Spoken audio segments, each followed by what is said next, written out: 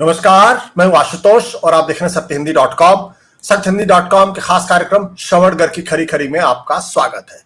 यह हमारा वो कार्यक्रम है जिसमें देश के जाने माने पत्रकार संपादक श्रवणगढ़ जी अपनी तीखी टिप्पणियां करते हैं मौजूदा राजनीतिक माहौल पर, और उनकी तीखी टिप्पणियों से न तो सत्ता पक्ष बचता है, न ही विपक्ष, और दोनों ही तिलमिला के रह जाते हैं।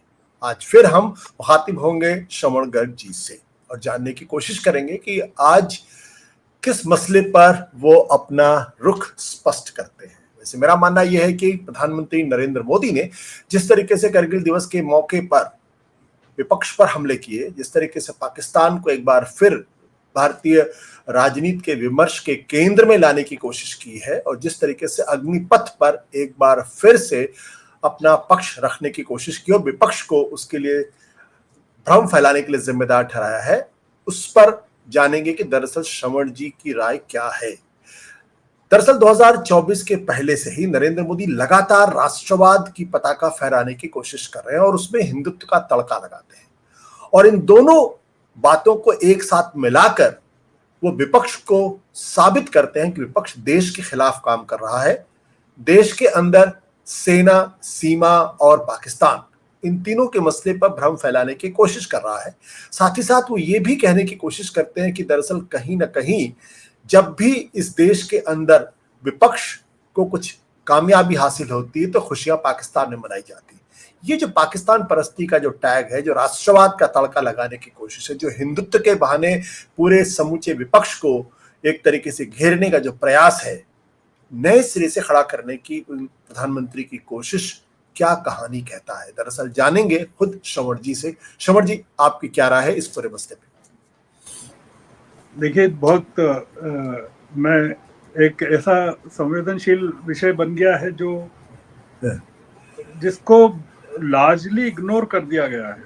मतलब लार्जली कह रहा हूं मैं कि वो डिबेट में नहीं आया। क्या कारण है मुझे नहीं पता, और वो विपक्ष के नेताओं की तरफ से भी नहीं आया है, मीडिया में भी नहीं आया है।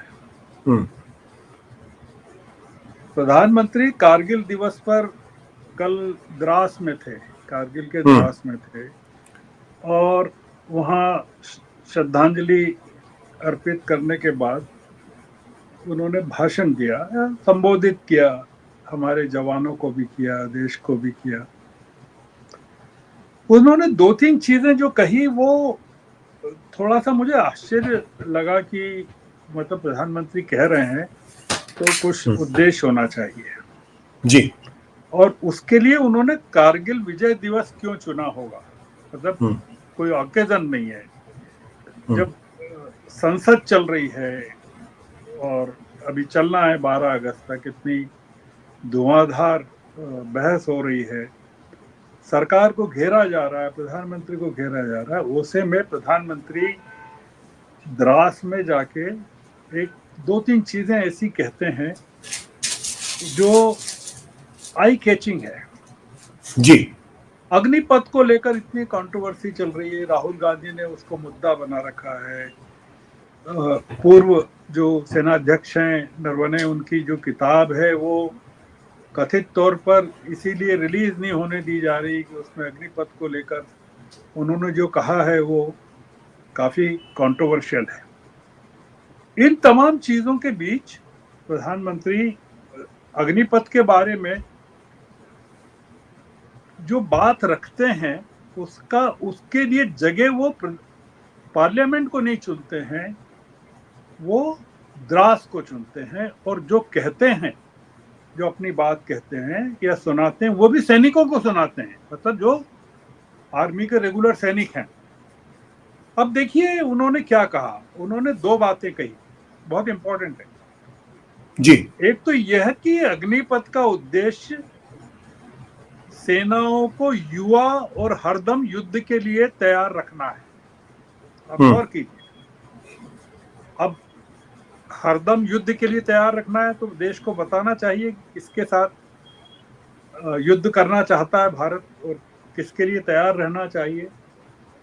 अभी देश को जानकारी नहीं है कि देश को युद्ध के लिए तैयार रहने के लिए कहा गया है, सेनाओं को तैयार रहने के लिए कहा गया है। दूसरी जो इंपॉर्टेंट बात उन्होंने कही आशुतोष जी, जो शायद आपने भी नहीं सुनी होगी, मैंने नहीं सुनी इतने सालों में।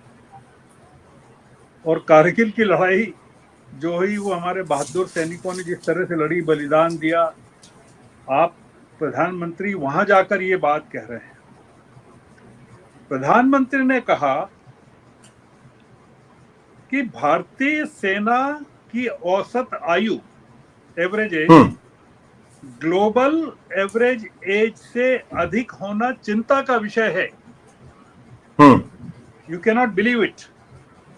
वो कह रहे हैं कि हमारी भारतीय सेना की जो औसत आयु है वैश्विक औसत आयु से अधिक है और वो चिंता का विषय है। ये बहुत सीरियस मामला है कि भारतीय सेना की के सैनिकों की एज को लेकर और या उनकी शक्ति को लेकर, उनकी युवा शक्ति को लेकर प्रधानमंत्री की जो टिप्पणी है वो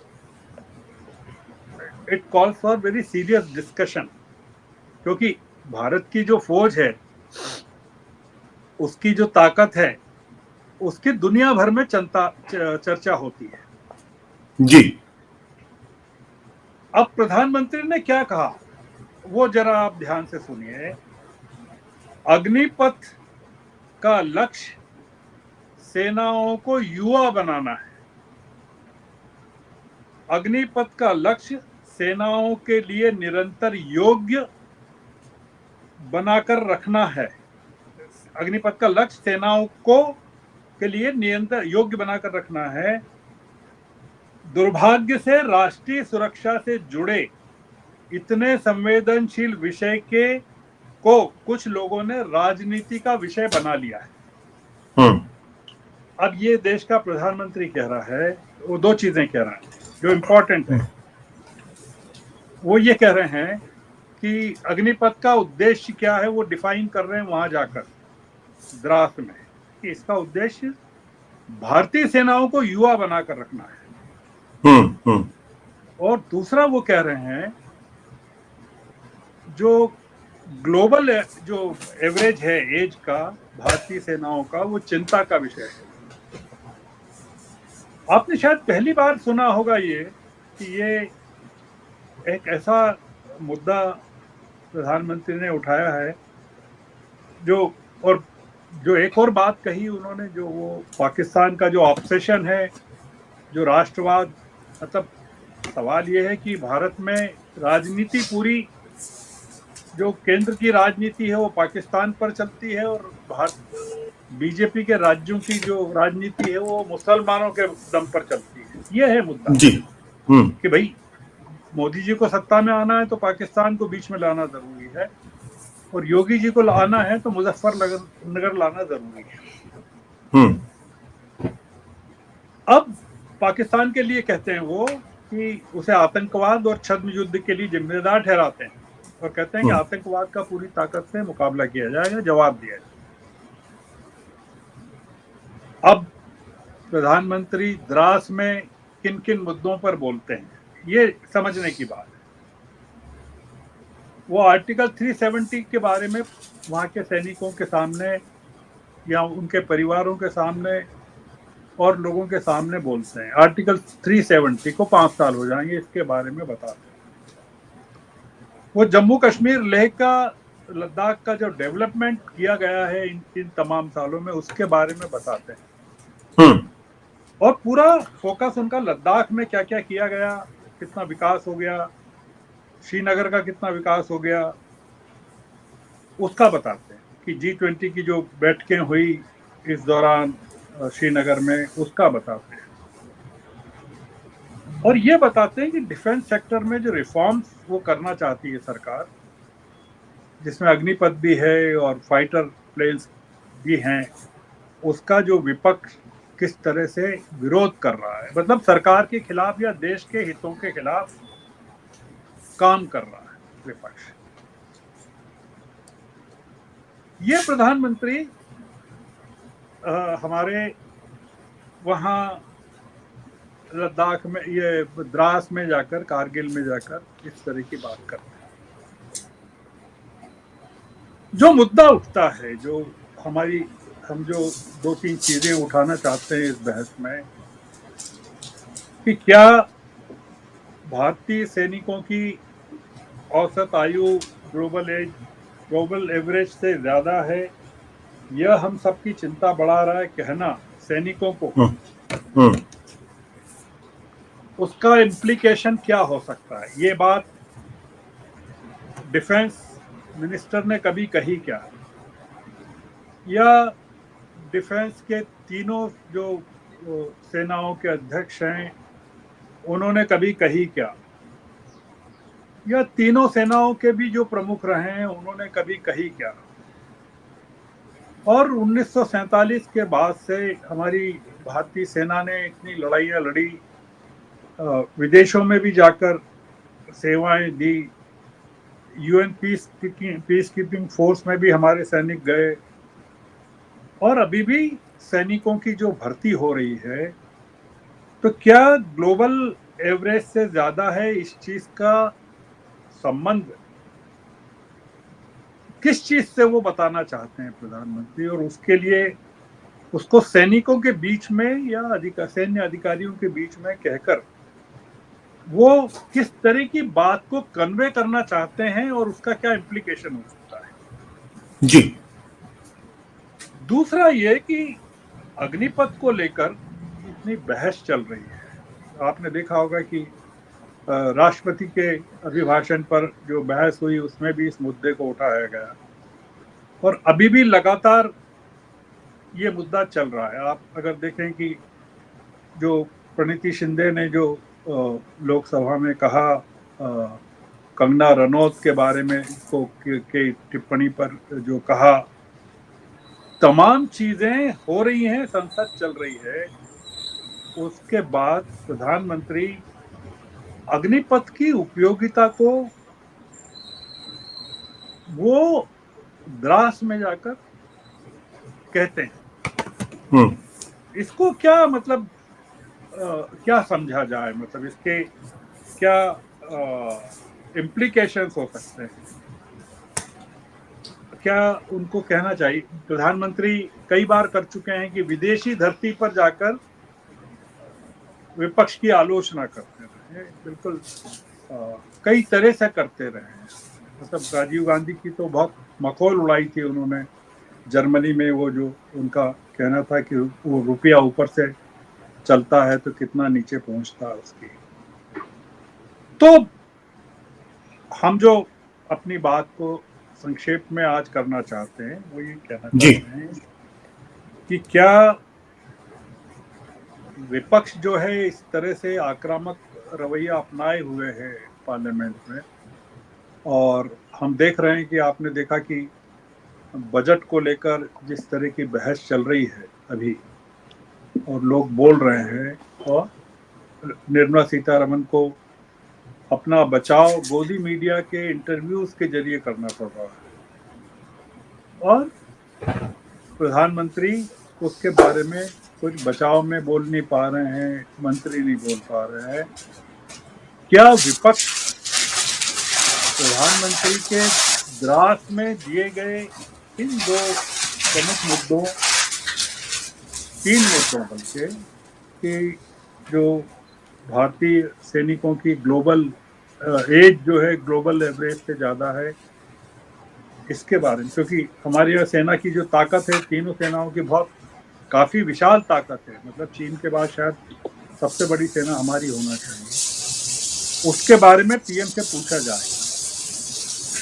दूसरा, उन्होंने जो अग्निपथ को लेकर कहा कि सेना को युवा बनाए रखने के लिए वो उसका जो उन्होंने बताया कि क्या कारण क्या है कि अग्निपथ क्यों डिफेंड कर रहे हैं, वो पूछेंगे क्या, जवाब मांगेंगे क्या। और तीसरा मुद्दा जो क्या प्रोवोकेशन है कि पाकिस्तान को लेकर प्रधानमंत्री ने इस तरह की बात कही, जबकि हम देख रहे हैं कि मतलब प्रधानमंत्री दास में तो बात कर रहे हैं आतंकवाद से लड़ाई की, और कह रहे हैं मुंह तो जवाब दिया जाएगा, और जो अभी एनकाउंटर्स चल रहे हैं आतंकवादियों के साथ, किस तरह से शहादतें हो रही है, हमारे सैनिकों की, उसके बारे में जी। प्रधानमंत्री कुछ बोलते नहीं है, चुप रहते हैं। हम्म, और आखिरी बात मैं ये कहना चाहता हूँ आशुतोष जी कि प्रधानमंत्री 17-18 दिन बाद लाल किले से क्या बोलने वाले हैं। हम्म, 15 अगस्त के दिन उनको भाषण देना है, और पिछले 15 अगस्त को उन्होंने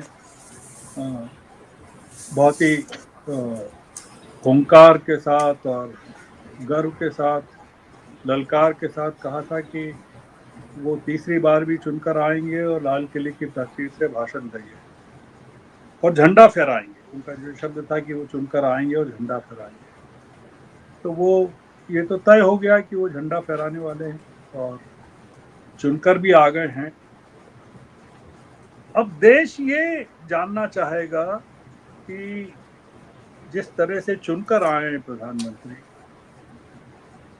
और जिस तरह के मैंडेट से चुनकर आए हैं, जिस तरह के आरोपों के बीच चुनकर आए हैं कि चुनाव में जिस तरह की धांधलियां हुई है, इलेक्शन कमीशन की जो भूमिका रही है, विपक्ष की आवाज को जिस तरह से दबाया गया है, उसके बावजूद क्या पीएम उसी तरह से विपक्ष को ललकारने वाले हैं?